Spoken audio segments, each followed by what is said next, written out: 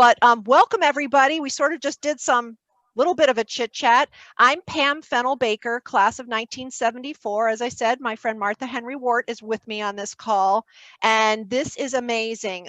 Karen kicked this project off almost 2 months ago, a little over a month ago actually now. We talked about it all summer. Sister Barbara Moore was our kickoff speaker, and now we have Carol, my friend and neighbor, mother of many of my friends, I think, who are on this call, mother-in-law to friend.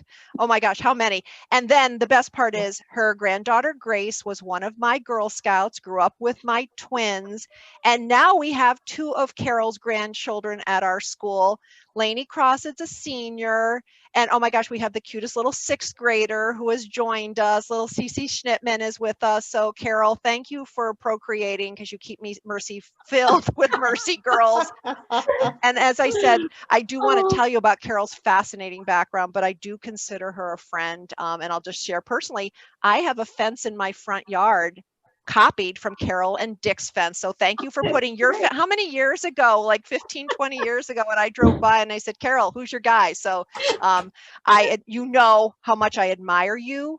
I look to you, as I said to Tish, as someone who is just, you are such an amazing woman. Your children and your grandchildren are so lucky to have you in their lives. You are a mentor to so many women out there, and I'm just thrilled to death. This was your daughter Jess's idea for us a couple weeks ago, and Tish jumped right on it. So if Jess is on the phone, hey Jess, thanks so much. Let me tell you about Carol Crossett, everybody. You're going to just be blown away. So this is according to Carol's biography. Carol began a career in human and civil rights activism while attending Howard University in the summer of 1965. She's been trained as a facilitator and has been a leader in nonviolent civil disobedience since the 1970s anti-Vietnam War movement. In the 1980s, Carol was a supporter of human rights for indigenous populations, particularly in South America. She's been an editorial assistant for 15 years for the New York State feminist group, past editor of Voices for Peace and Life, a contributor to pro-life feminism Yesterday and Today. This next piece is what just blows my mind, because I was serving on the Susan B. Anthony House Board in Rochester when Carol did this. In 2006, Carol purchased and restored the birthplace of Susan B. Anthony in Adams, Massachusetts. You just were so amazing doing that. 4 years later, it was opened as a historic house museum honoring the feminist foremother. To recognize this accomplishment, she's received the Northern Berkshire, Massachusetts Business and Professional Women Award. She is today the president of Feminists Choosing Life of New York. She is a founding member of the newly established Harriet Tubman Museum in Cape May, New Jersey. In 2018, Carol and her wonderfully amazing husband, Dick, received the Macaulay Award from Notre Dame High School in Elmira. As I mentioned, she lives in Rochester, around the corner from me, with her amazing husband, Dick. They have 6 children and 17 grandchildren, and I already told you about all the Mercy connections, and so excited to have you here. And my understanding is what we're going to talk about today is Carol will share the story of the history of suffrage through her collection of vintage postcards, more than 400, which are published in her book, Vintage Tweets, Suffrage Era Postcards. The postcards highlight the struggles women endured from the late 1800s to 1920, when most American women were allowed to vote for the first time thanks to the passage of the 19th Amendment. The postcards display both funny and sad moments as told by people of both sides on the suffrage debate. Carol, thank you for joining us today. You are just so amazing, and let's enjoy Carol. Thank you so much. Can you hear me? You can. Okay. If you're wondering how I was able to do all of that when our children were growing up and small, and I was so active in so many movements, it was because of Tish Chacha, because she was our babysitter. Oh. Right, Tish? Tish was our babysitter. Yay. Yeah, so here we go. I am going to follow some notes here, because that way I won't get distracted and get way off of what I want to say. It'll make it go quicker and we'll stay on time that way. So we're trying to figure this out. I've got Carrie here, who's helping me do this. And here we go. This is the book, folks, and it is a collection of 400 are displayed in this book. And I have 650 altogether. One of the things that made it conducive to putting these into a book at this point in time was that they are 100 years old. And so they're in the public domain. I didn't need to research the publisher and the illustrator of these postcards, which would have been an unbelievable job. So I waited for the 100th anniversary. So now I could just put these together and show them in all their beauty. So this takes about 45 minutes to get through it, and I'm hoping there will be time for questions and answers. So please be thinking of things that you might want to say and jot down notes. But you know, the book is divided into 11 different sections. Some of the sections are holiday cards, abolition, role reversal, foreign postcards, photographs, postcard photographs, which are the last theme that's covered in the book, because of course those were the ones that were later produced. So Susan B. Anthony is, of course, it's her 200th anniversary this year. She was born in 1820, so we're celebrating two centennials, two historical centennials. And so much has been going on around this year, and so much of it is being postponed till next year, 2021, of course. But the postcard collection is on loan to the Susan B. Anthony Birthplace Museum in Adams, Massachusetts. A number of them are on display throughout the 5 rooms and the 14 exhibits in the museum currently. The centerpiece of the museum is Susan B. Anthony's, the room where she was born, which is on the left here. And it displays a Lemoyne Star quilt, which Susan finished at age 15, and it is in the Rochester Museum and Science Center here. It's not on display, but if you ask to see it, they will take you down into their archival area and show it to you. There were 14 women in the Berkshires who, 44 women in the Berkshires who replicated her quilt, and that is on the bed that you see on the left. The room on the right is Daniel Anthony's store. That was Susan's father, and he built, owned, and managed the first textile mill in the Berkshires. And he had a store in the house where the museum currently is. To set the stage for the postcards, this is Susan at age 6, and she stands in front of the restored walk-in fireplace in the birthplace. And you are right if you're thinking, how in the world could Susan be photographed at age 6? That would have been 1926. And of course, there was no photography at that time. But we were fortunate enough to have Synthespian Studios create this image. It's a digital image, and it's created through photographs of Susan at a later age, and these are regressed to depict an image of Susan at age 6. Synthespian Studios has a studio not only in Los Angeles, they have one in Williamstown, Massachusetts, which is only a few miles from the birthplace. And they were involved in the creation of the Polar Express and the Amazing Adventures of Superman. So they're quite well known. So we're really, really blessed to have this, this image. You will see other images of Susan that they use to regress as we go along through the postcards. But the restoration of the museum was completed in 2010, and it's located in Adams, Massachusetts, which is in the Berkshires.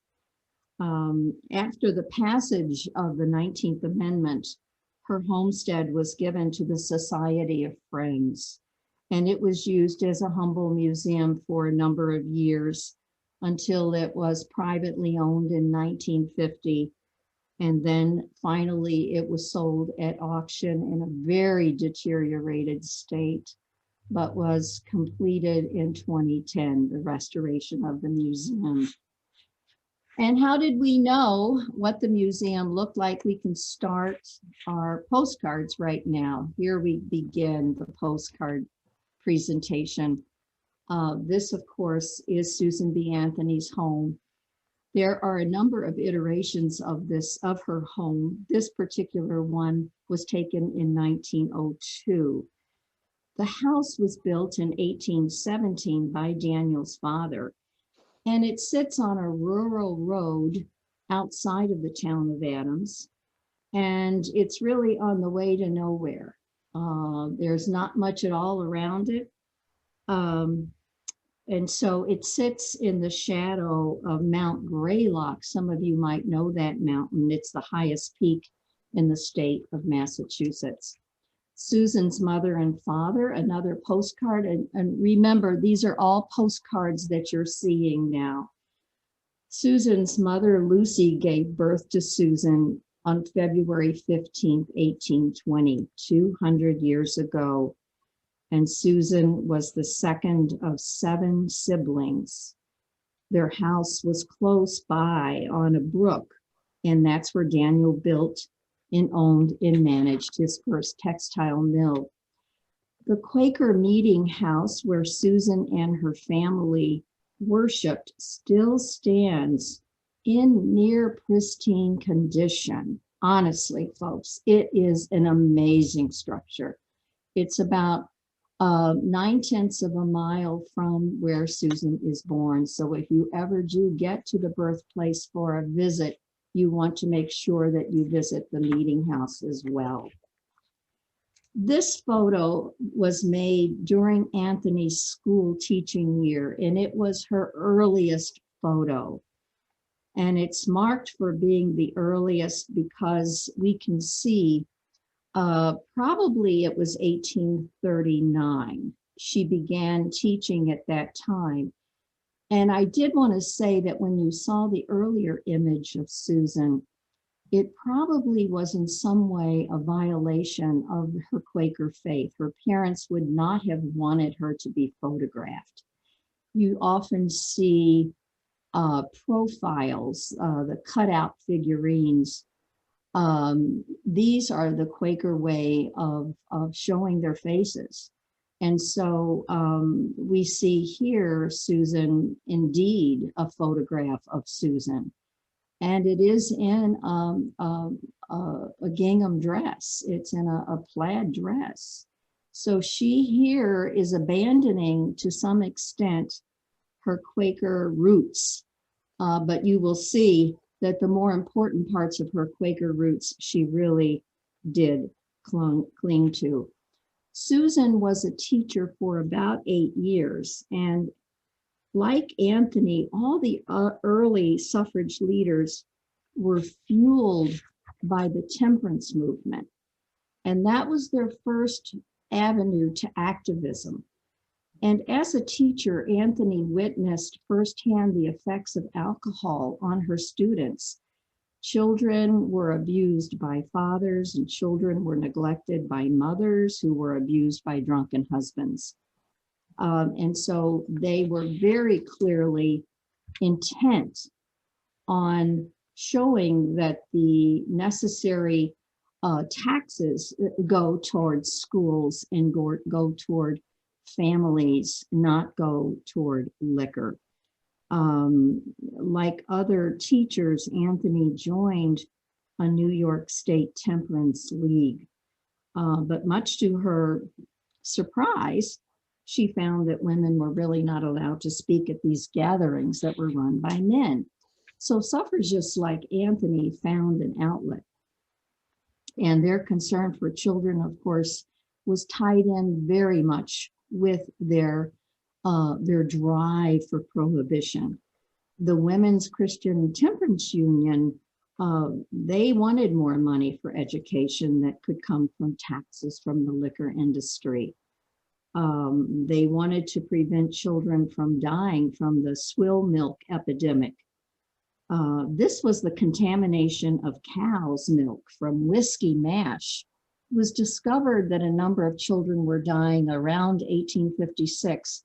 And it wasn't until 1896 that some kind of legislation was passed. And so women knew that they needed the vote if they were going to be concerned and change the world for a better place for their children and their families. Even beasts of burden left outside of saloons were objects of postcards. This one is the only one that I have, but it was displaying how cruelties of animals because of the saloon industry were real. Anthony's newspaper addressed vegetarianism and animal cruelty, but this is the only postcard that I have that indicates anything about the animal cruelty. Women saw temperance also as a method to temper or moderate male aggression in the marital bed. And so suffrage support for what they called voluntary poverty, voluntary motherhood, and control over family size was directly tied to what they believed was liquor consumption. And it was not just liquor that they were concerned about. Colorful characters like Carrie Nation condemned cigarette smoking too, and that added to the ruination of young males. I have a number of Carrie Nation postcards. She was proliferous with her postcards, her creation of these images. Her first name was Carrie. She married a man, she lived in Kansas. She married a man who died from alcohol consumption. She later married a man whose last name was Nation. She gave herself a middle initial, and so her name was Carrie a Nation. And she used and produced postcards like this to fund her own activism. But the liquor industry took every opportunity to mock suffrage politics, as you can see here. They ridiculed women and claimed that if women got the vote, they would devolve into the values and morals of men and smoke and drink too.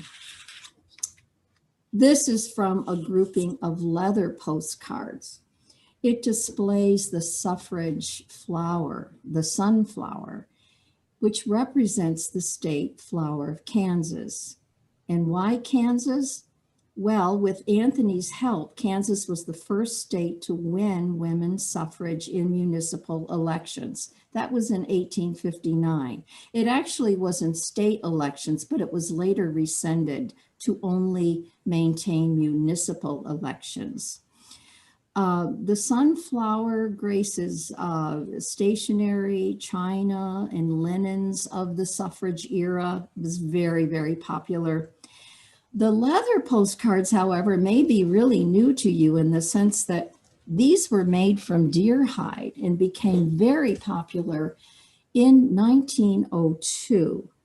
They were banned in 1909 when the newer postal machines could not cancel them.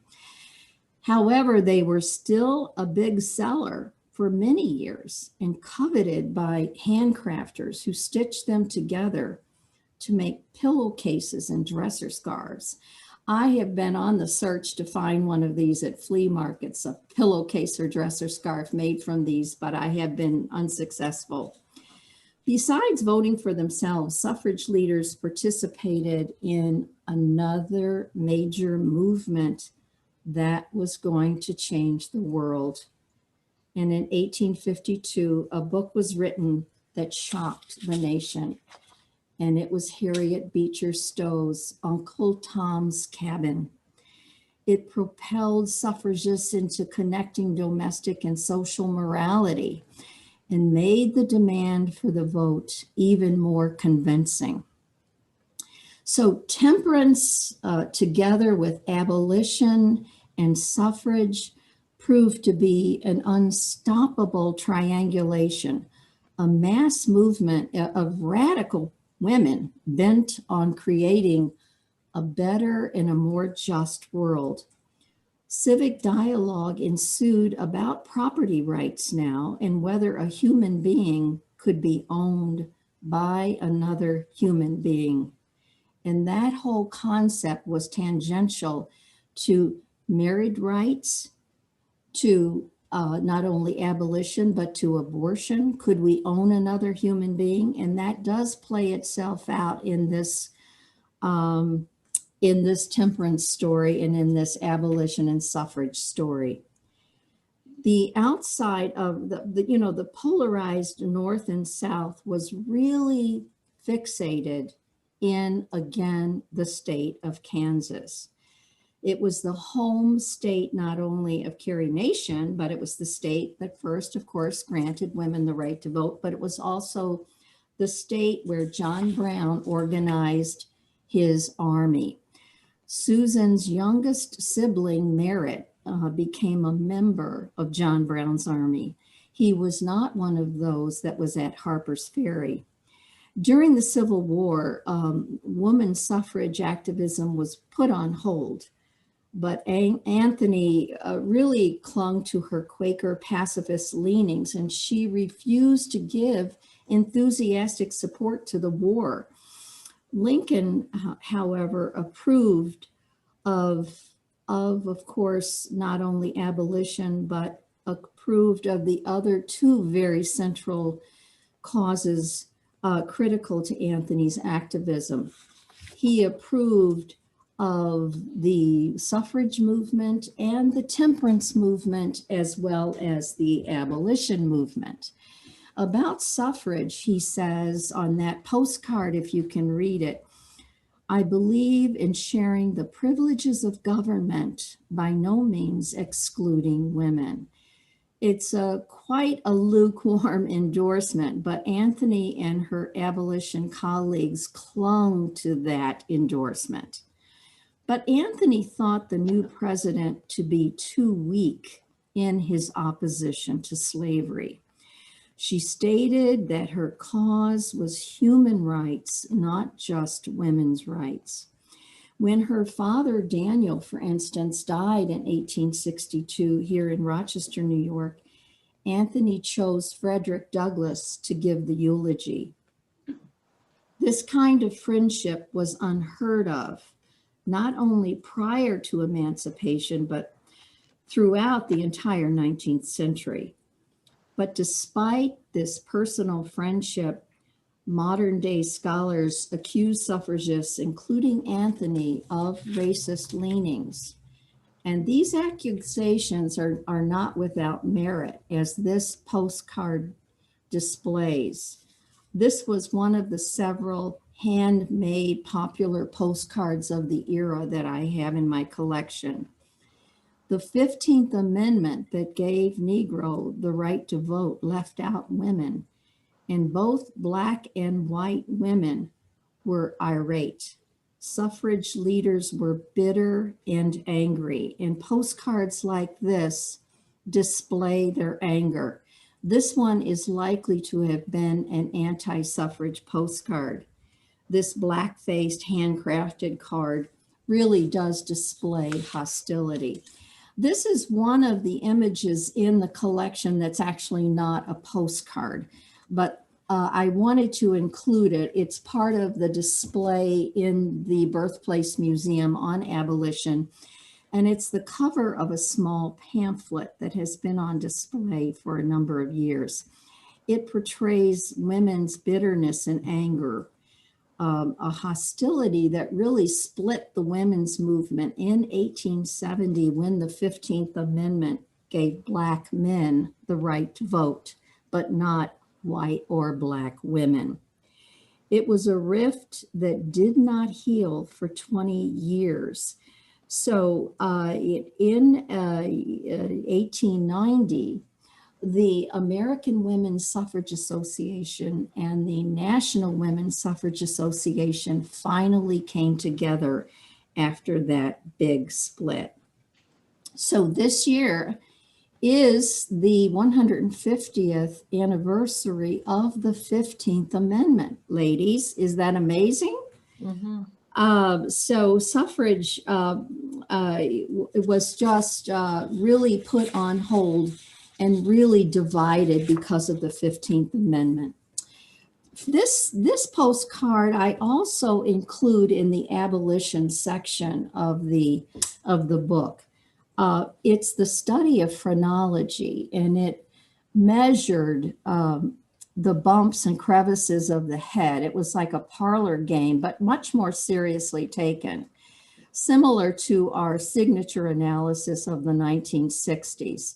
Susan B. Anthony had her head read in 1852 and again in the 1890s. But before she was a noteworthy figure in 1852, her reading appeared to be futuristic in its accuracy. Talked about her leadership. We actually have a bust in the Susan B. Anthony birthplace with the phrenology reading across the top. But here is a woman with a Votes for Women flyer, and her head is being read against the backdrop of a well-known criminal and a British diplomat. And so it is a rather eugenic commentary. It's a method of discrimination that was based on class and gender and was particularly popular during the Darwinian era. And so I have, as I said, grouped this with race and abolition. After the Civil War, Anthony published The Revolution. Her newspaper was by far the most outspoken woman-run newspaper of its time. The first editor was none other than Susan B. Anthony's colleague and closest friend, Elizabeth Cady Stanton. The paper's motto was, "Men their rights." Can we see that up there? Yeah, men their rights and nothing more. Women their rights and nothing less. The inaugural edition stated two policies and portrayed them in numerous postcards. The first policy was that there was to be no standing armies. Suffragists supported less aggressive means to settle conflict. And this is actually written both in French and in English. The suffragists wanted to bring men out of the bars and off the battlefield and into the home where families could be nurtured. Suffragists believed that men needed to be elevated to the level of women.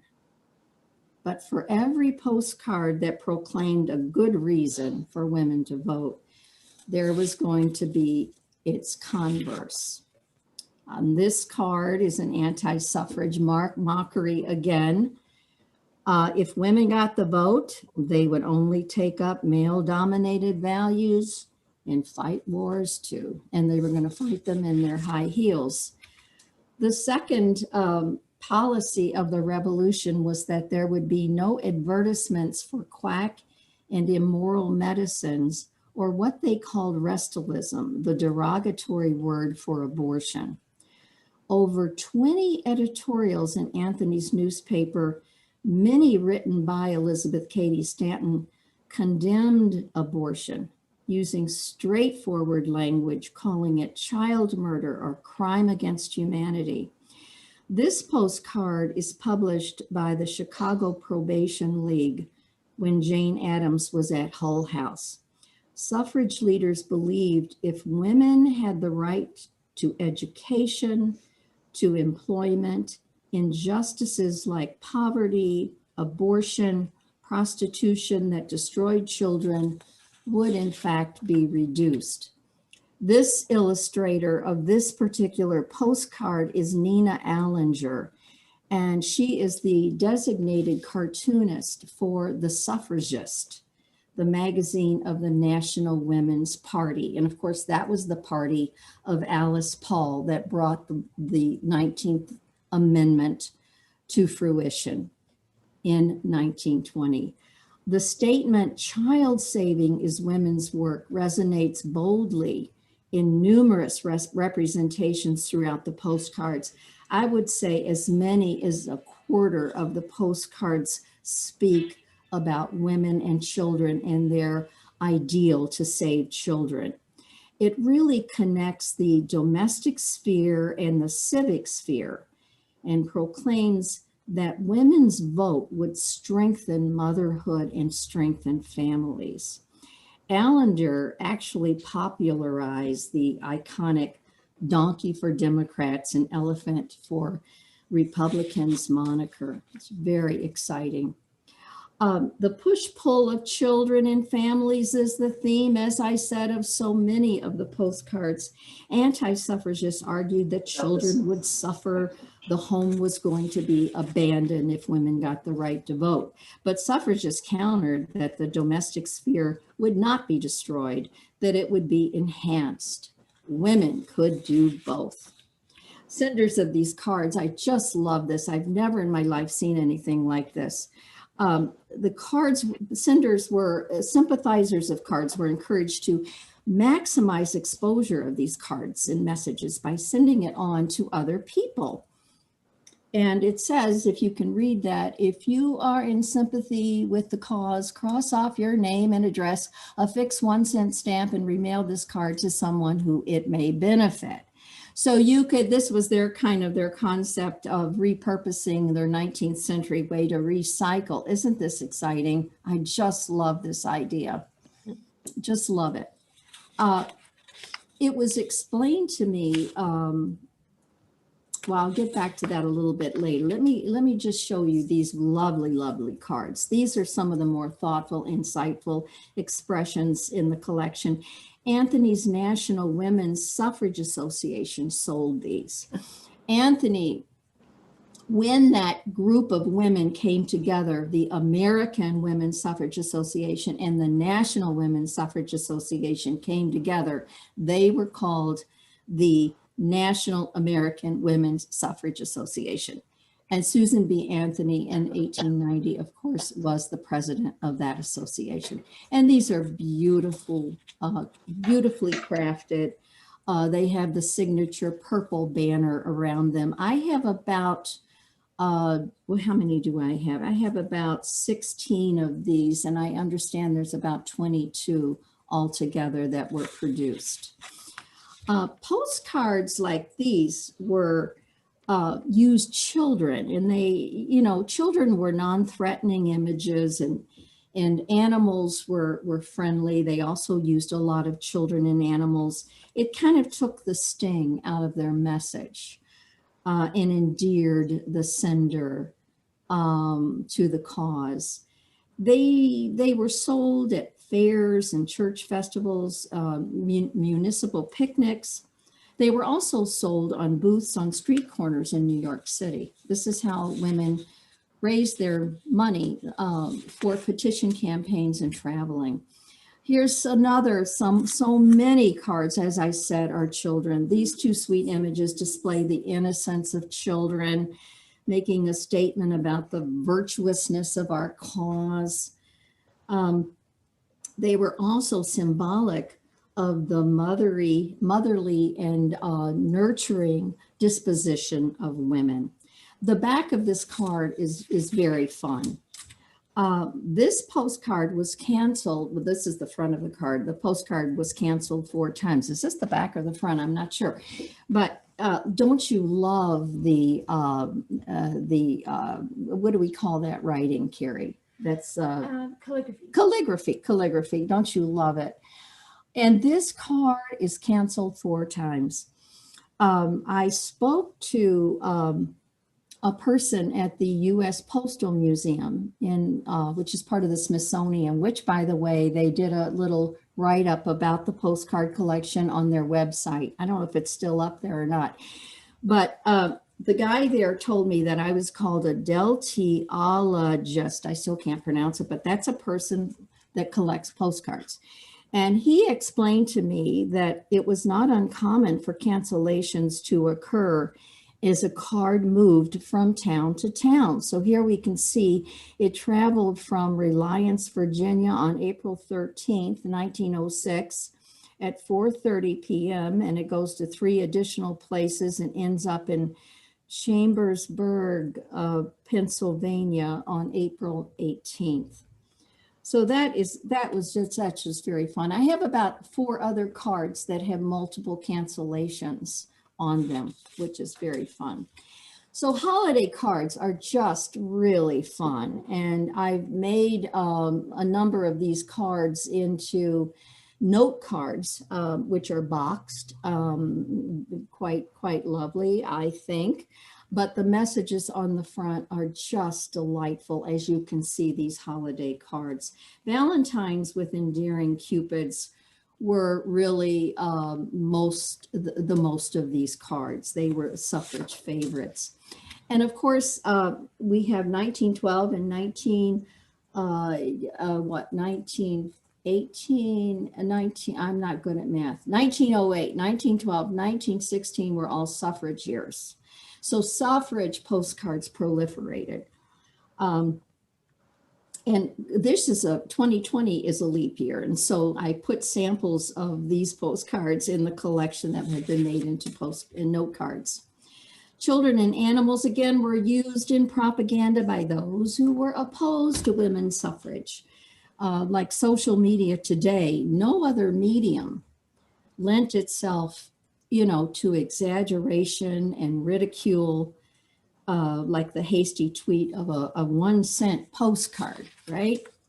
And then the women would come back and put their men in their place. They would, this yin yang, this come and go, yes and no was very popular. And I tried to group these 2 kinds together. Yeah, it was a lot of fun. And of course, nothing was sacrosanct. Postcard caricatures of Anthony herself are proliferous. She portrayed women as menacing and intimidating, and they were very, very popular. The antis cards claimed that women who engaged in politics were going to disrupt the family. Not only were children going to suffer, but fathers who were left to care for them were going to suffer even more. But it got worse. These are everybody's favorite cards. This is the collection of Dunstan Weiler lithographs. There are 16 of these, and I have 13 of these. You can always identify them by the bright border stripe on the edges. Male and female roles were going to be reversed. The domestic sphere and the civic sphere were going to be topsy-turvy. And again, these are hands down everybody's favorite card. And I have made a section of note cards with these. These are in the artist series section of vintage tweets. And so these are also enumerated and illustrated in the notebook cards that I made. These again are in the artist series. This artist is Walter Wellman, and he is known by his soft greens and pinks. There are, I think I made a mistake. There's 16 in this set, and I have 13 of these. In the former ones of Dunstan Weiler, I believe there are 12 of those, and there are actually 16 in this set altogether. So I'm still looking for 3 more. But Wellman predicted that there would be frilly senatoresses and overbearing judgettes. In horror of horrors, women would take up pastimes like golf. Look at this. Yeah, this card cost me $3, and it was the cheapest card that I have, and it was cheap because it was written all over. But actually, that to me was very exciting, because I know that it wasn't. I stood right there and picked it out in a box of junk at an antique store. But oftentimes, if you get these postcards over the internet, there'll be reproductions. And they're hard to tell the reproductions from the real thing. So I'm always glad to pay a little bit more for one that I know that is not a reproduction. And this one, of course, was extremely inexpensive. Susan B. Anthony pledged her own life insurance to advance education for women, but other women feared disruption in the domestic sphere. I say other women because this card was actually sent by a woman to a friend. They asserted that cheerleading was not useful knowledge and that we shouldn't waste our time going to school. And women who wanted economic rights, well, the anti-suffragists declared they already had them. A significant revolution was going on that was even greater, however, than Anthony's newspaper, and that was the bicycle. Anthony claimed that the bicycle represented women's freedom more than any other single domestic item. Not only did this simple two-wheeler contraption, whatever they called it, propel women toward independence, it propelled this woman into the creek. It was a measure of her independence. And since you couldn't bicycle in numerous petticoats and corsets, it introduced dress reform to women. And that's what the freedom and independence comes in. And I just love this one. Freedom of movement required different clothing.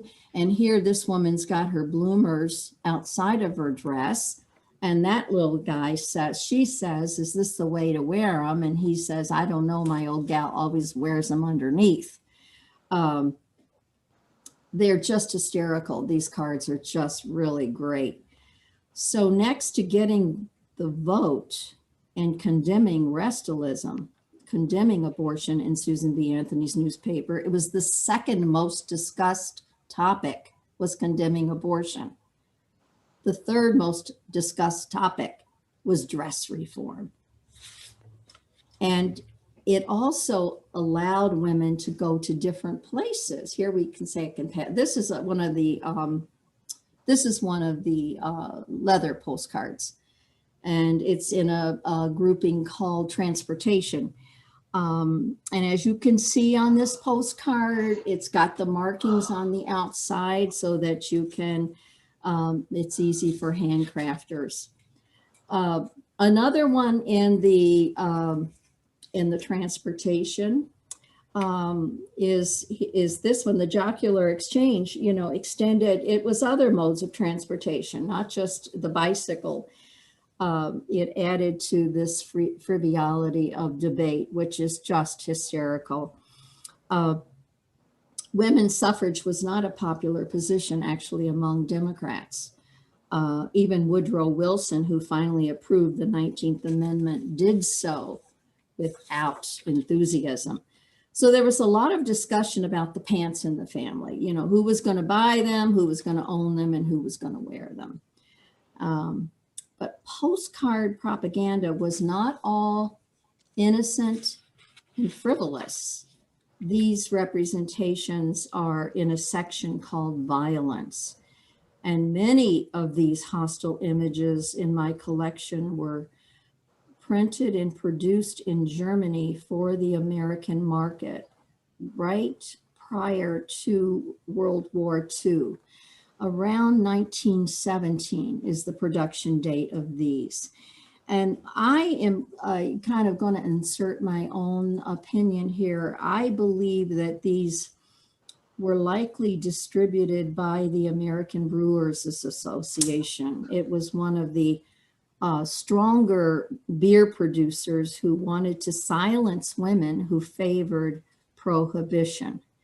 And of course, the jocular prohibition suffrage came together really in 1920. It was in January of 1920 when prohibition was passed. And once prohibition was passed, all of the liquor industry and the saloon owners who opposed suffrage just kind of gave that up.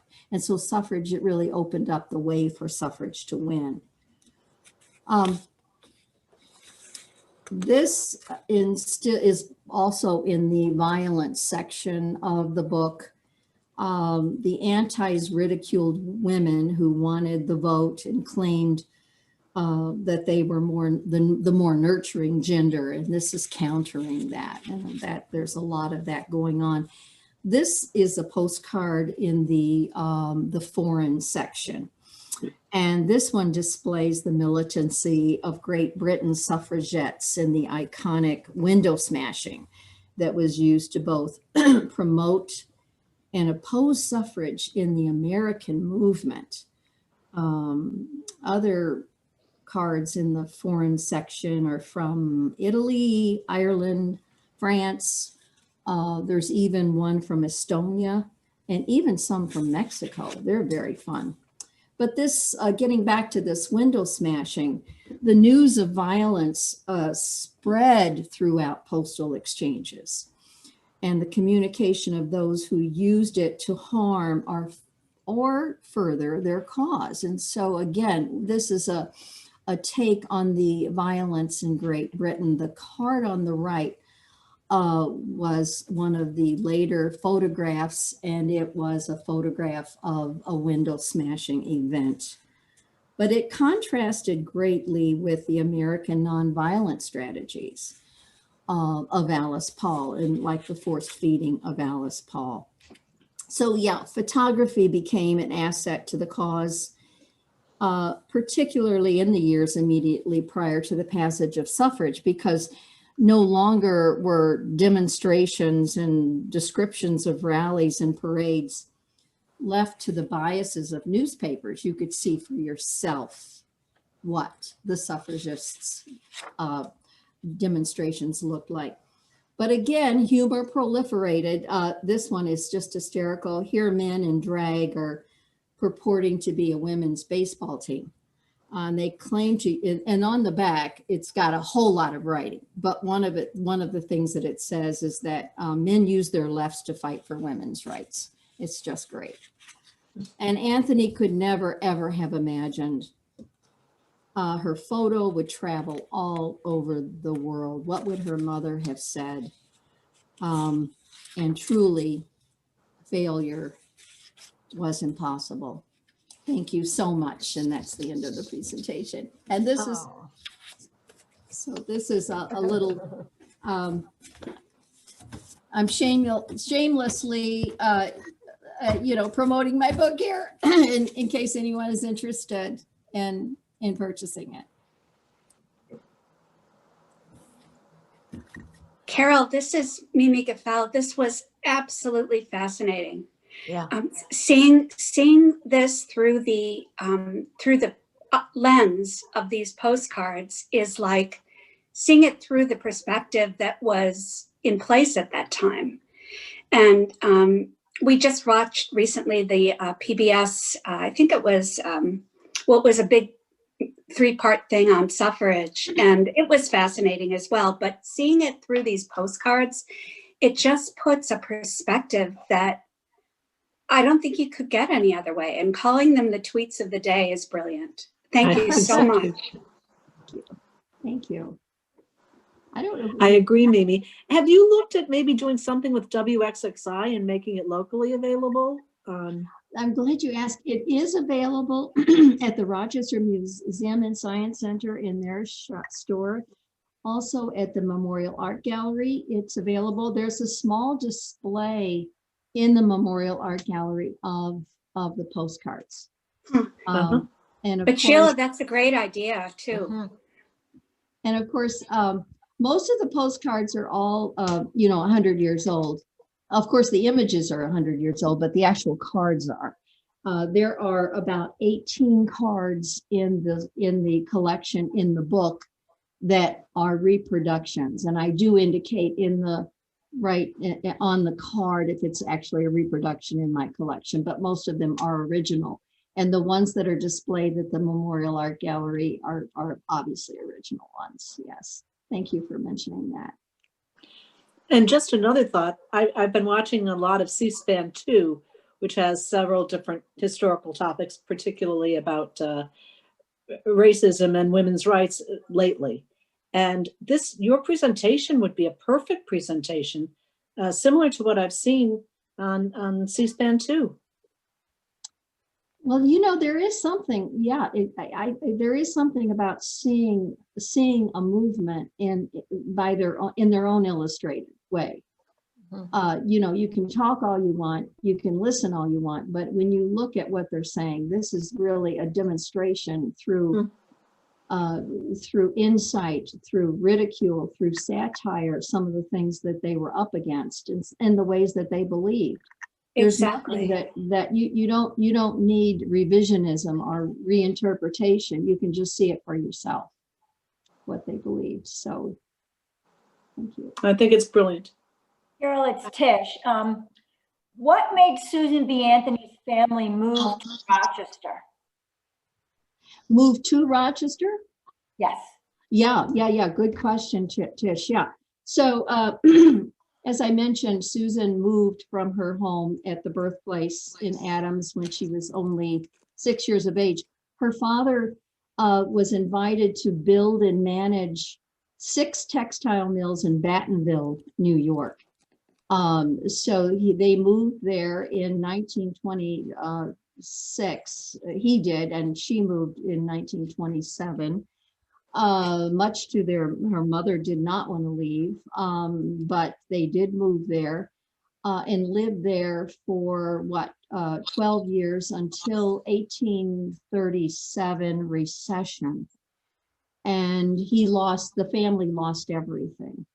So that they own nothing. They sold everything at auction, including quote unquote the sugar in the sugar bowl, which she says in the biography that was written by Ida Husted Harper. From there, he became a postmaster in a very small town called Hardscrabble, which today is called Center Falls, New York. They lived there until 45. Then they moved to Rochester, and he took up insurance in Rochester. They had a home. Pam, you might know more about this than I do since you were on the board here. They had a home in where the airport is on Brooks Avenue, right? And of course, that's no longer standing. And then they moved in 1852 to the home on Madison Street. Great. Thank you. Right. Thank you. Yes. Any other questions? One thing that some people, I don't know if we have time. Some people want to know what did they say on the back sides of the card? If the cards had anything to do with the illustration, I wrote it in the book. You know, sometimes it would say something like, is this your wife? Does your wife do this? Or, you know, my wife loves doing this all day long. Or does Marie, is she cooking or is she out on the street or something? So if they said something related, I would put it in the book. But most of them were very colloquial, like happy birthday. You know, some of them were thank you for the soup that you brought, mother. You have to remember that there was no telephone popular at that time in people's homes. And so, you know, this was their way of just communicating around the corner with each other. Also, about 50% of the cards have nothing written on the back. And that's how come it's difficult to tell whether they were reproductions or not. But the women would collect these cards and put them in albums.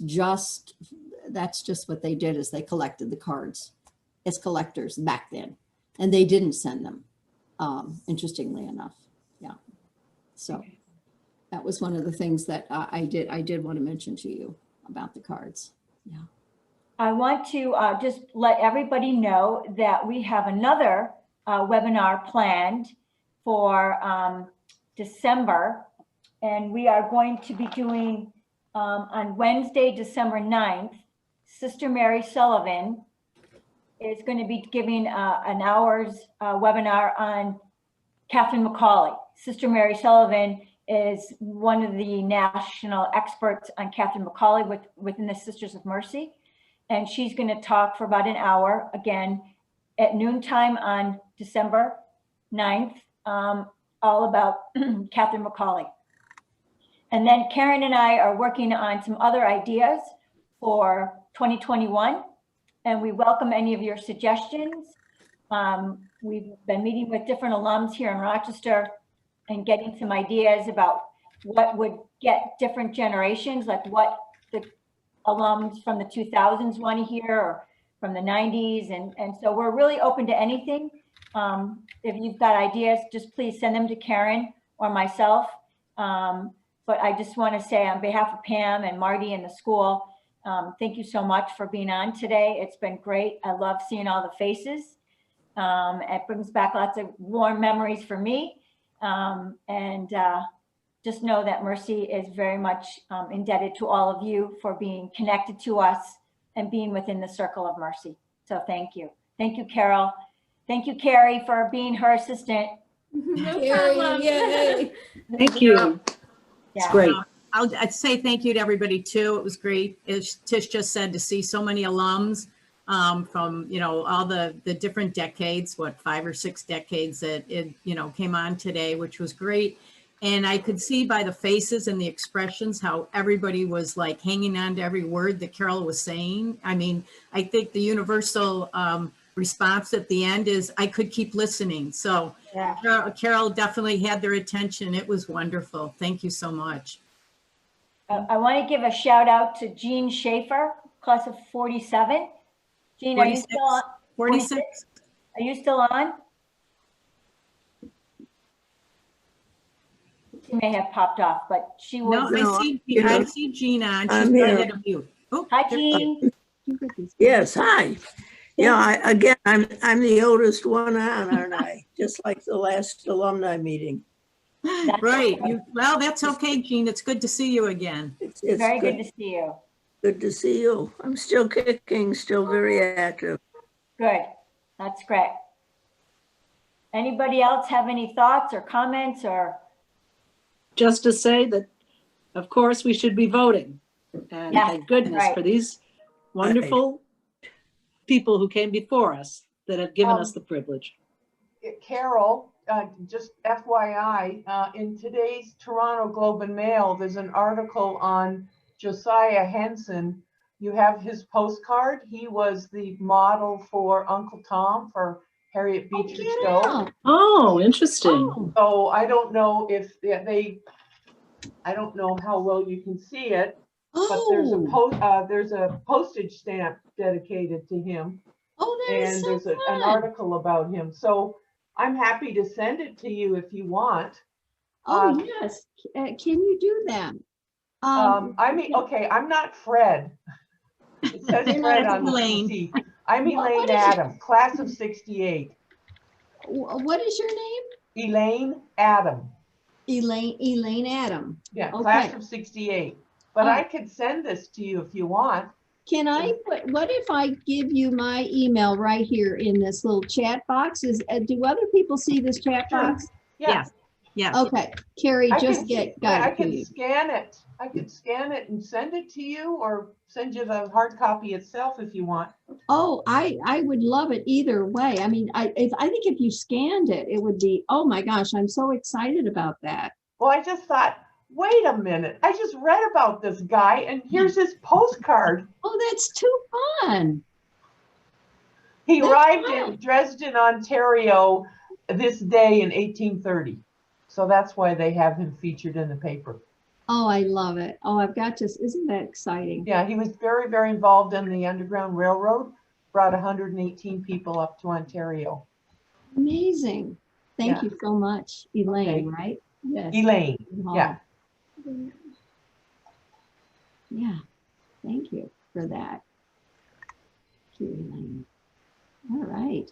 And I don't know if we're still, are we still on? Yes. Yeah. Okay. Yeah. So even though I look like I don't know what in the world I'm doing on this Zoom, and I don't, because thank goodness for Carrie, I have done this a number of times and done presentations. Of course, up until COVID, they were in person type thing, which goes well too. But these particularly lend themselves to Zoom because you're looking at something other than the speaker. You're just looking at images, so it lends itself to Zoom. And I saw somebody say that they might be interested in seeing if there would be a presentation at a library or so. Yeah, whatever. I'm open to doing this. It's fun. And I learn every time I do it. Like I just learned from Elaine. This is one way I accumulate information on it. Again, thank you to everybody for being on the call today. This is great. Thank you. Thank you. Carol. Thank you. Thank you. Again, thanks. Good to see everyone.